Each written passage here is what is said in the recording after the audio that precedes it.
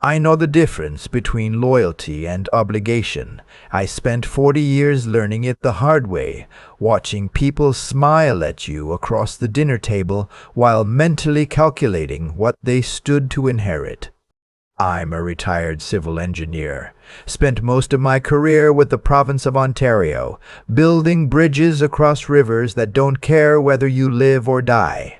That's the thing about infrastructure. It doesn't lie. A bridge either holds or it doesn't. People are not so straightforward. My name is Roland. I'm 63 years old.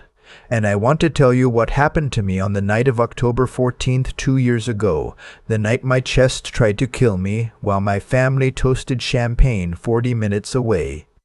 I met my wife Lorraine when we were both in our late 20s. She was warm then. Funny. She had this laugh that could fill a room and make strangers turn around and smile without knowing why. We built a life in Barrie, bought a house on Codrington Street with a double garage and a backyard big enough for a garden. We raised 2 children, a son, Neil, who moved to Calgary and kept a respectful distance, and a daughter, Fiona, who stayed close. Too close, as it turned out. Fiona married a man named Stuart when she was 29. Stuart sold commercial real estate and wore his watch the way some men carry a gun, as a reminder of what he could do. From the beginning, I didn't like him. Not for any one reason. You could hold up and say, "Look, here's the problem." It was something in the way he looked at my house when he first came over for dinner. Not at me, not at Fiona. At the house. At the square footage. At the original hardwood and the gas fireplace and the kitchen I'd renovated in 2008. I told myself I was being unfair. I told myself that a lot over the next 12 years. What I can tell you is this. By the time I retired at 61, my house had become something of a financial institution with my name above the door and Stuart as the invisible board of directors. It started small, the way these things always do. A loan for a down payment on their first condo, $40,000. Then another 30 when the condo market softened and they needed to cover a shortfall. Then Fiona's car. Then Stuart's business trip to Vancouver that somehow became a family vacation to Tofino. Then the deck they wanted on the back of their place in Innisfil. I kept a spreadsheet. Not because I'm cold, because I was an engineer, and that's how I made sense of the world. By the time I retired, that spreadsheet showed $218,000 over 11 years. Not gifts, loans.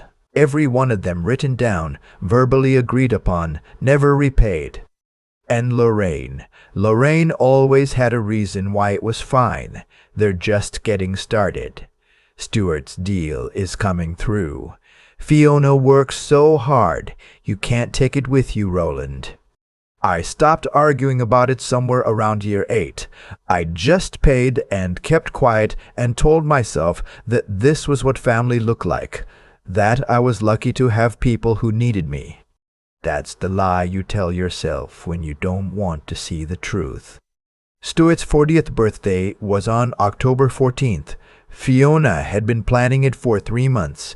They rented out a private room at a restaurant in Collingwood, the kind of place where the menu has no prices and the parking lot is full of leased SUVs. She'd invited 40 people. There was a live band. There was a photographer. I know all of this because Lorraine told me about it in detail at breakfast that morning while I drank my coffee and nodded and said it sounded lovely. I didn't feel lovely. I'd been off for 2 weeks, tired in a way that sleep didn't fix, a pressure behind my sternum that I'd been telling myself was stress or acid reflux or the fact that I hadn't been exercising enough since the summer. I mentioned it to Lorraine that morning. Not dramatically, just, I haven't been feeling great. Maybe I should call Dr. Achive this week. She said, "Don't wait too long." Then she went upstairs to do her hair for the party. By 4 in the afternoon, I was in the backyard trying to rake leaves, and I had to sit down on the patio steps because the pressure had turned into something I couldn't explain. Not quite pain, more like something enormous sitting on my chest, borrowing my air. I sat there for maybe 10 minutes. The leaves kept falling. The neighbor's dog was barking 2 fences over. I thought, this is fine. This will pass. It did not pass. At 5:17, I called 911. I remember very clearly the dispatcher's voice, calm even, asking me to describe my symptoms, asking me if I was alone. I said yes, I'm alone. My wife left for a party about an hour ago. She said the ambulance was on its way and to stay on the line and not lock the front door. I didn't call Lorraine myself. I couldn't. I was lying on the kitchen floor by then because sitting upright felt impossible, and every time I tried to focus on my phone, the numbers swam. The paramedics were there in 11 minutes. I know because I watched the clock on the microwave until I heard the sirens. At the hospital, they used a word I'd heard before, but never applied to myself. Widowmaker, the left anterior descending artery, a 90% blockage. The cardiologist, a young woman who spoke very quickly and very precisely, told me later that 11 minutes had mattered, that another 30 and we might be having a different conversation. What she didn't say, but what I've thought about many times since, is that the different conversation would have been with my next of kin, not with me. The hospital staff called Lorraine at 6:43. I know this because the nurse told me. She said she'd reached my wife, explained the situation, and that my wife had said she would make arrangements to come as soon as she could. I didn't know what that meant. I was still in the middle of a procedure. There were tubes and machines and a ceiling tile with a water stain shaped like the province of Manitoba, and I stared at that water stain for what felt like a very long time. Lorraine arrived at 11:22 p.m. I know the time because the nurse wrote it in her notes, which I later obtained. The party ended at 10:30. She came into the room and she looked at me the way you look at a car that's been in a minor accident, relieved it isn't worse, already mentally calculating the inconvenience. She said, "Oh, Roland," she said, "they told me you gave us quite a scare." She squeezed my hand once and then sat down in the chair by the window and took out her phone. I didn't say anything. I want you to understand. I didn't say anything not because I was too weak to speak, but because I was suddenly very still inside, like something had shifted, far down in some place I hadn't known existed. A tectonic thing, quiet and enormous and permanent. Fiona came the next afternoon. Stuart did not come at all. Fiona stayed for about 40 minutes. She brought flowers, a grocery store arrangement still in the plastic sleeve. She asked the doctor several questions in a tone that suggested she was a competent, concerned daughter. She held my hand. She cried a little. And just before she left, she said, "Dad, I know this is terrible timing, but Stuart and I were talking, and we think the Innisfil property needs a new roof before winter, and with everything going on right now financially." I told her I was tired. She nodded and kissed my cheek and left. I lay there in the adjustable bed with the window showing me a gray October sky, and I thought about the spreadsheet.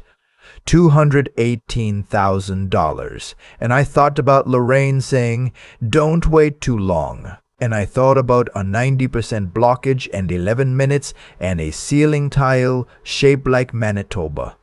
And I thought, I have been a load-bearing wall for a very long time, and not one person in my family has ever checked whether the load was too heavy. I spent 8 days in Royal Victoria Regional Health Centre. My friend Desmond, who I've known since we were teenagers in Sudbury, drove up from Toronto to see me on day 3. He sat in the chair Lorraine mostly left empty, and he brought Tim Hortons, and we talked for 2 hours about things that had nothing to do with my heart. About a fishing trip we'd taken in 2019. About his granddaughter who had just started walking. It was the best 2 hours of the 8 days. My other visitors were Lorraine, on 4 of the 8 evenings, always for less than an hour, always with her phone, and Fiona, twice, both times with that same mixture of performance and calculation that I now recognized as clearly as I recognized an engineer's blueprint. Here is the structure. Here is what it is meant to appear to be. Here is where the actual load is going.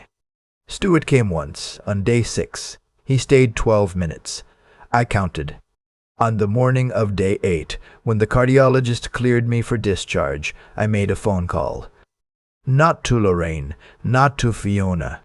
To a lawyer named Sylvia Okafor, who had handled my father's estate 20 years ago and who I'd kept in my contacts without ever quite knowing why.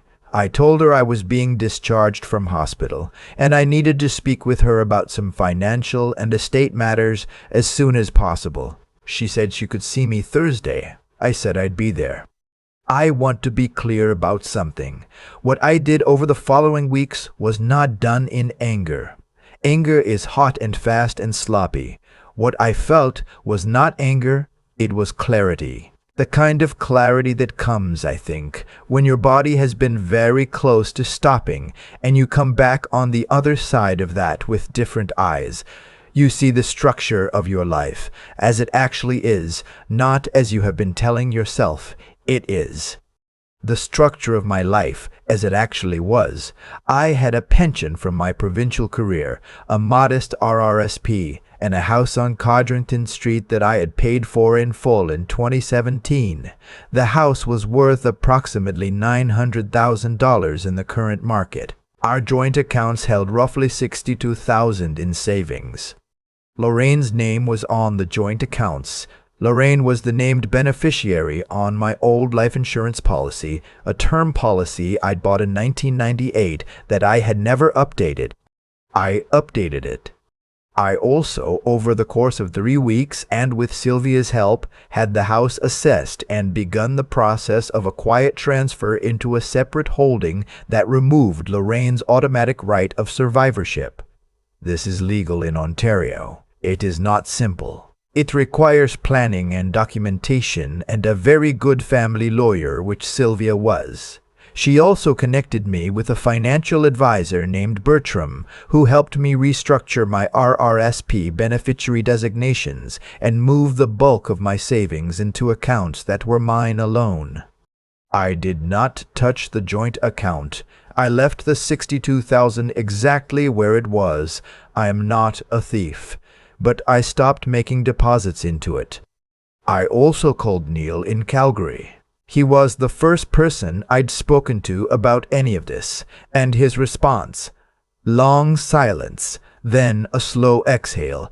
Then I always worried it would come to something like this, Dad, told me that Neil had seen this family more clearly from 3,000 kilometers away than I had seen it from inside. Meanwhile, life at home continued as though nothing had happened. Lorraine seemed to believe that my heart attack was an episode now concluded, a chapter closed. She mentioned twice in November that the Innisfil roof was becoming urgent. She mentioned Stuart's name 17 times in the single week. I know because I started counting, the way you count anything when you're trying to measure something you once thought was immeasurable. I had dinner with Desmond the Friday before I left. We went to a diner near his place in Etobicoke, and I told him everything.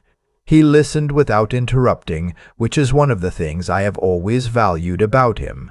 When I was finished, he said, "Where are you going to go?"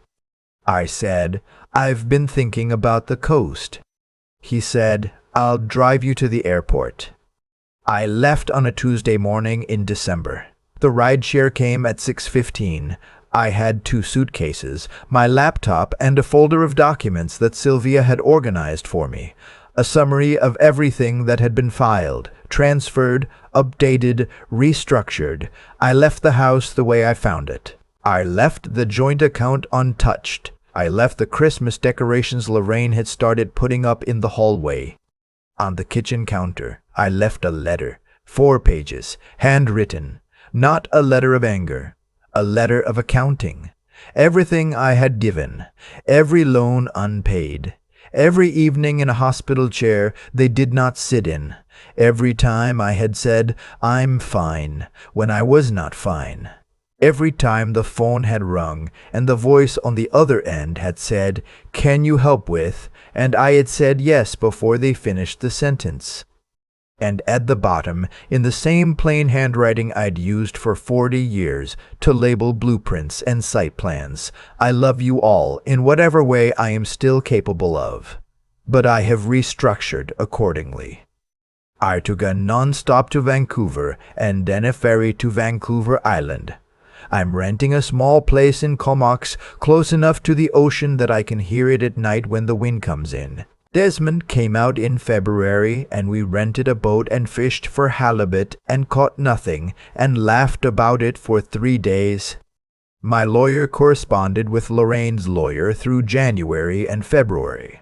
The conversations were, apparently, very difficult on her end. The house, the $900,000 house on Codrington Street that I had paid for, was not as automatic an inheritance as she had assumed.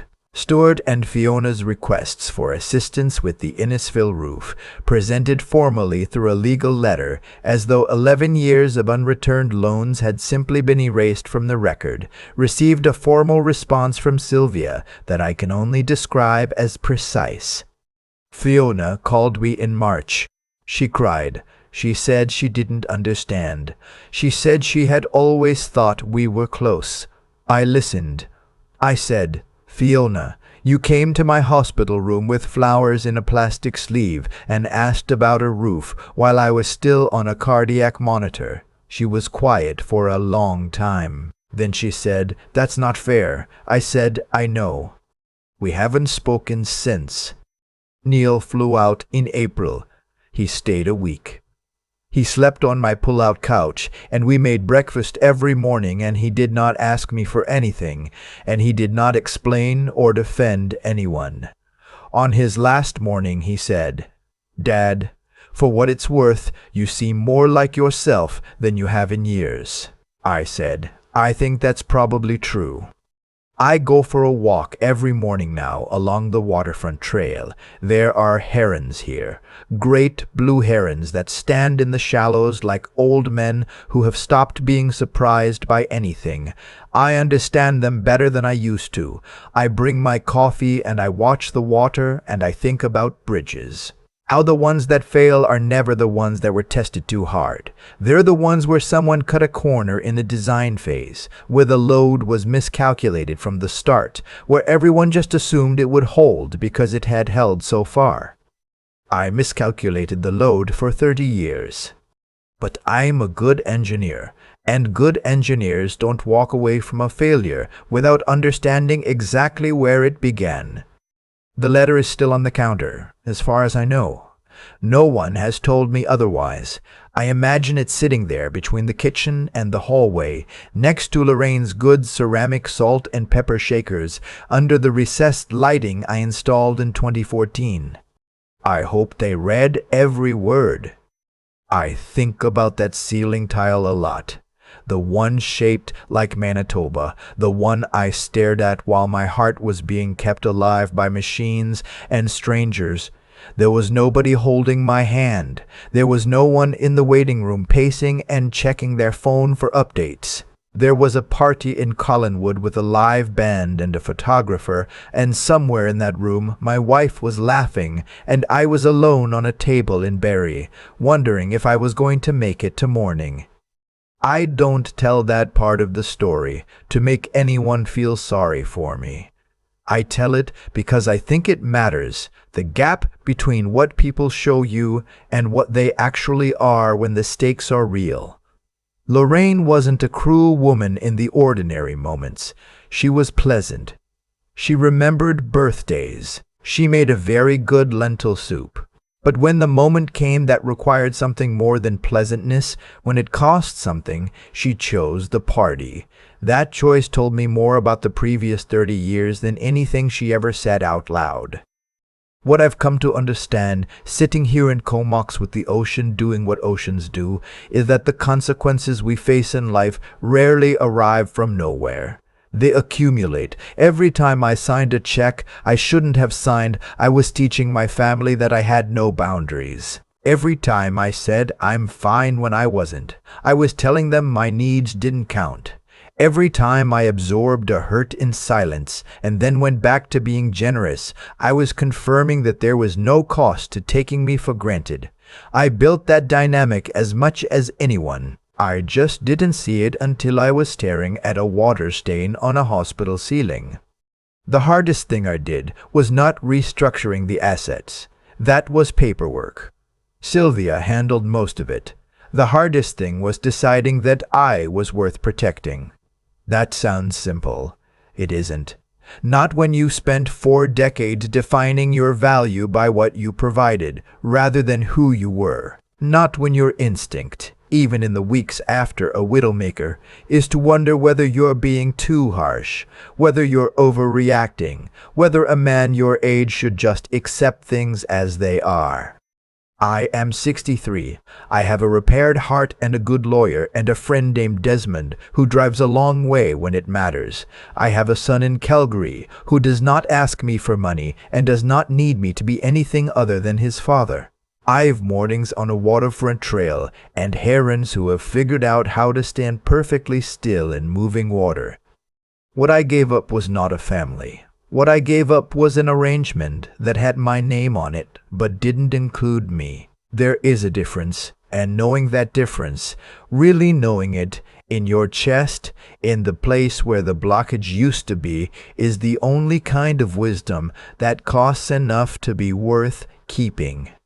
Neil called last week. We talked for an hour about nothing important. It was one of the best conversations I've had in years. I think that's the whole lesson, actually.